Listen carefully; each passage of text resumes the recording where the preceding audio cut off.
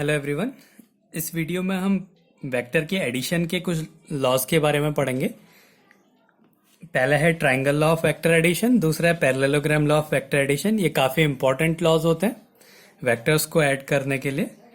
तो पहले हम इन दोनों के स्टेटमेंट्स को समझेंगे, फिर इसका प्रूफ करेंगे। तो पहला देखते हैं कि triangle law of vector addition क्या कहता है। ये कहता है कि अगर किसी ट्रायंगल की दो साइड्स दो वेक्टर्स को रिप्रेजेंट करें तो जो थर्ड साइड होगी वो उसके रिजल्टेंट को रिप्रेजेंट करेगी। If two sides of a triangle are represented by two vectors by their magnitude and direction in same order का मतलब हेड से टेल कनेक्ट होना है। ऑपोजिट ऑर्डर का मतलब हेड से हेड कनेक्ट होगा, टेल से टेल कनेक्ट होगा। तो if two sides of a triangle are represented by two vectors by their magnitude and direction in same order, then the third side will represent their resultant with their magnitude and direction but opposite to order. If two sides of a triangle, किसी triangle की दो sides are represented by two vectors, एक side ये एक side ये, माना ये triangle की दो साइड्स हैं, ये किसी वेक्टर को दो वेक्टर्स को रिप्रेजेंट कर रही है, तो जो थर्ड साइड होगी वो उसके रिजल्टेंट को रिप्रेजेंट करेगी। ये इसके रिजल्टेंट के इक्वल होगा। ये triangle law of vector addition है। दूसरा है parallelogram law of vector addition. इसमें क्या कहता है कि अगर दो एडजेसेंट साइड, किसी पैरेललोग्राम की दो एडजेसेंट साइड दो कोइनिशियल वेक्टर्स को रिप्रेजेंट करे। कोइनिशियल वेक्टर मतलब जिसका स्टार्टिंग पॉइंट एक ही हो। तो एक P है, एक Q है, दो कोइनिशियल वेक्टर्स हैं। ये एक पैरेललोग्राम की दो एडजेसेंट साइड को रिप्रेजेंट कर रहा है। तो जो उसी पॉइंट से जो डायगोनल होगा वो उसके रिजल्टेंट के इक्वल होगा। ये पैरेललोग्राम लॉ है। If two adjacent side of a parallelogram are represented by two coinitial vectors with their magnitude and direction, then the diagonal from the same point, उसी पॉइंट से जो डायगोनल होगा, will represent their resultant with their magnitude and direction. तो जो diagonal होगा उसी point से वो उसके रिजल्टेंट को रिप्रेजेंट करेगा। तो इसको फिर से बना देता हूं मैं। माना एक पैरेललोग्राम है, ये एक पैरेललोग्राम है। इस पैरेललोग्राम की ये दो एडजेसेंट साइड हैं और ये दो एडजेसेंट साइड दो कोइनिशियल वेक्टर्स को रिप्रेजेंट कर रहा है। ये माना दो वेक्टर है, एक वेक्टर P है, एक वेक्टर Q है। ये कोइनिशियल वेक्टर हो गए और ये जो दो साइड्स हैं ये कोइनिशियल एडजेसेंट साइड है। तो उसी पॉइंट से जो डायगोनल होगा वो उसके रिजल्टेंट को रिप्रेजेंट करेगा। तो ये जो डायगोनल है उसी पॉइंट से वो इसके रिजल्टेंट के इक्वल होगा। R equals to P plus Q। ये इनके स्टेटमेंट्स हैं। अब हमने क्या करना है, इनको प्रूफ करना है। प्रूफ में हम क्या करेंगे कि इस रिजल्टेंट की वैल्यू क्या होगी। अगर ये वेक्टर P है जिसमें ये जो डिस्टेंस है ये P है और ये जो डिस्टेंस है ये Q है। ये कहता है कि डायरेक्शन और मैग्नीट्यूड को रिप्रेजेंट कर रहा है वेक्टर। ये जो एरो है ये मैग्नीट्यूड और डायरेक्शन को रिप्रेजेंट कर रहा है। ये इसकी डायरेक्शन है और P इसका मैग्नीट्यूड है। तो मतलब ये जो लेंथ है इसकी वैल्यू P है, ये लेंथ Q है। तो R की वैल्यू क्या होगी ये हमने देखना है कि कैसे हम इसको सॉल्व करते हैं। तो प्रूफ में क्या होगा, दोनों वेक्टर्स को, दोनों लॉज को हम एक साथ प्रूफ करेंगे।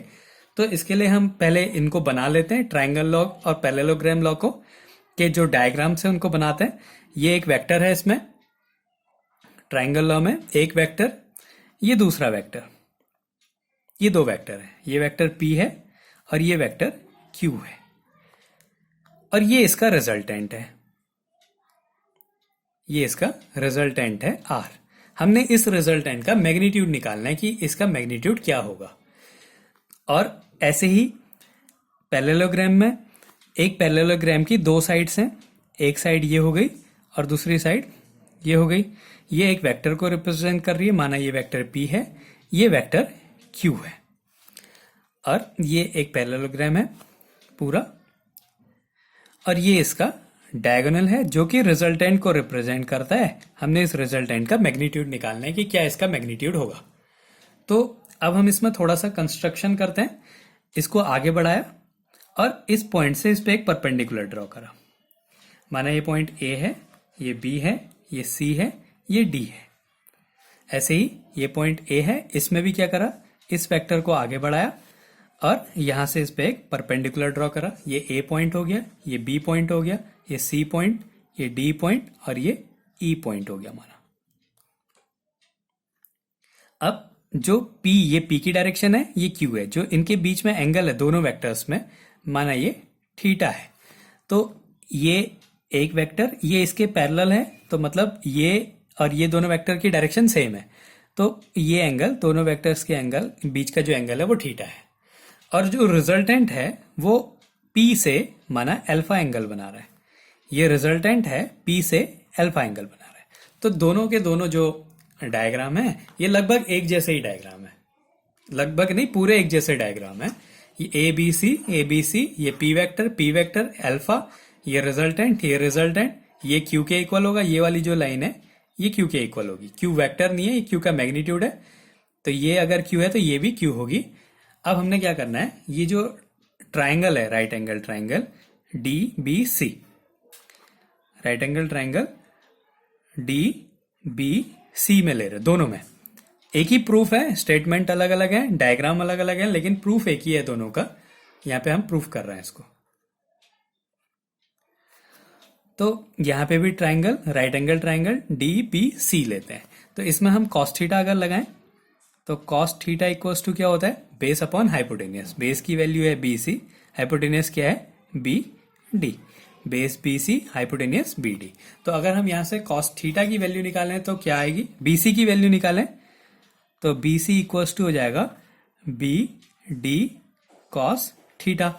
अब बी डी की वैल्यू क्या है, ये बी डी, ये जो लाइन है ये क्या है, क्यू है, ये क्यू वेक्टर है, लेकिन ये जो डिस्टेंस है जो लेंथ है वो क्यू है, तो ये हो गया क्यू कॉस थीटा।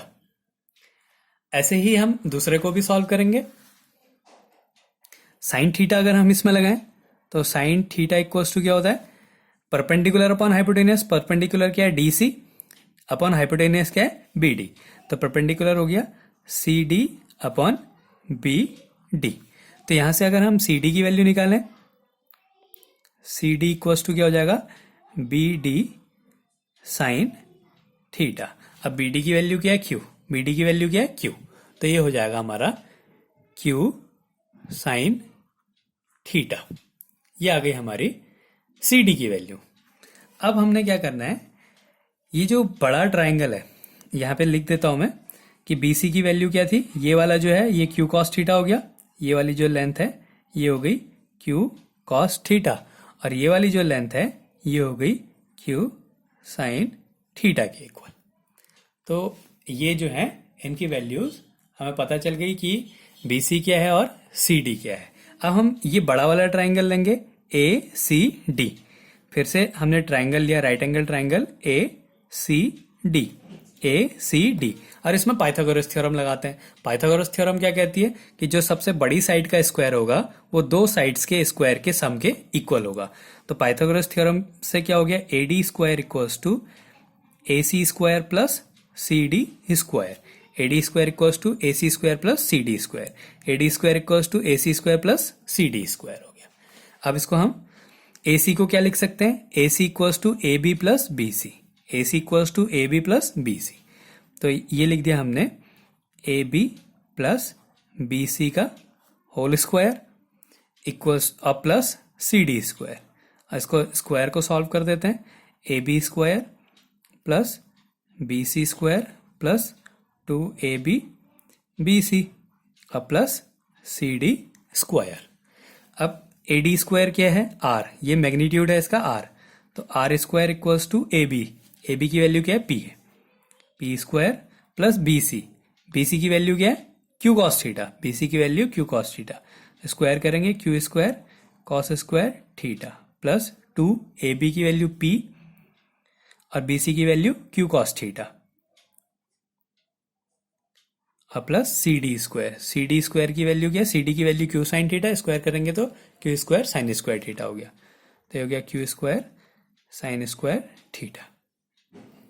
ये हमने वैल्यूज को पुट कर दिया। अब इसको थोड़ा सॉल्व कर देते हैं, पी स्क्वायर प्लस ये Q square cos square theta, Q square sine square theta, इसमें से क्यू स्क्वायर कॉमन आ गया, बचा cos square theta plus sine square theta और plus two P Q cos theta.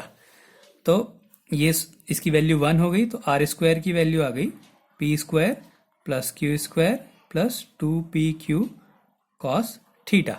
तो आर की वैल्यू क्या होगी, under root P square plus Q square plus 2pq cos theta. ये आ गया हमारा रिजल्टेंट। तो इसका जो मैग्नीट्यूड होगा, जो ये रिजल्टेंट का मैग्नीट्यूड है, वो क्या होगा, under root P square plus Q square plus 2pq cos theta.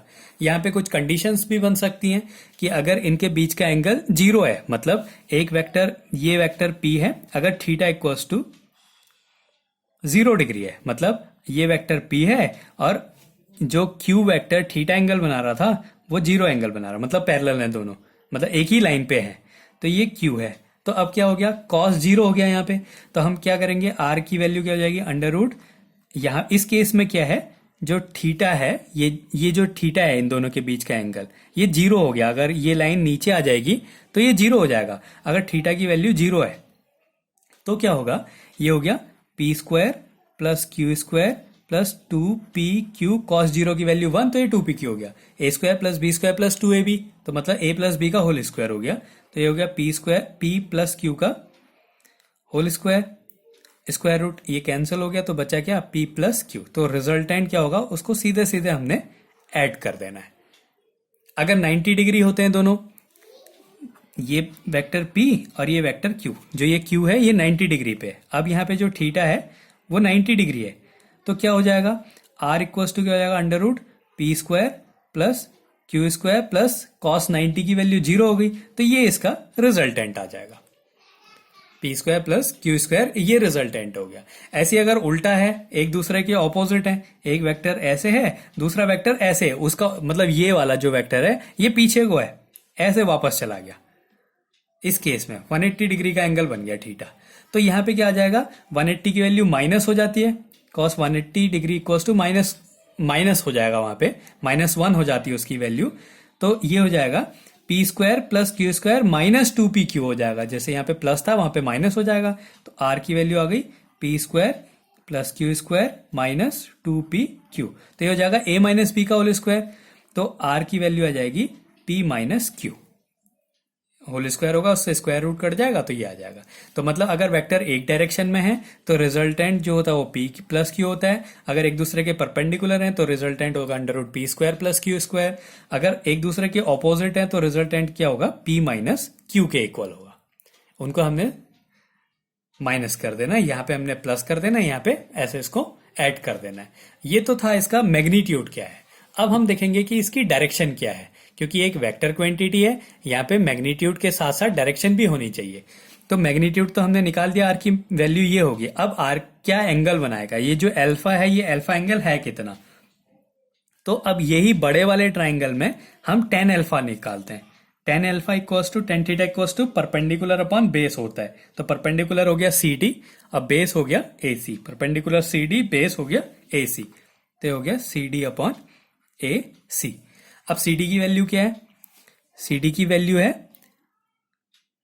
Q sine theta, तो हो गया Q sine theta upon AC। AC को फिर से हम क्या लिखेंगे, AB प्लस BC। AB की वैल्यू क्या है P और BC की वैल्यू Q कॉस थीटा, जैसे यहाँ पे लिखा था AB प्लस BC। तो AB की वैल्यू हो गई P और BC की वैल्यू हो गई Q कॉस थीटा। तो यहाँ से हमें डायरेक्शन भी पता चल गई कि कितना एंगल बनाएगा, tan अल्फा कितना होगा, Q sine theta upon P plus Q cos theta. तो इससे हम इसका एंगल भी निकाल सकते हैं कि वो किस एंगल पे जो रिजल्टेंट है वो है, और ये उसका मैग्नीट्यूड होगा। तो इस तरीके से ट्राइंगल लॉ और पैरेललोग्राम लॉ को प्रूफ करते हैं।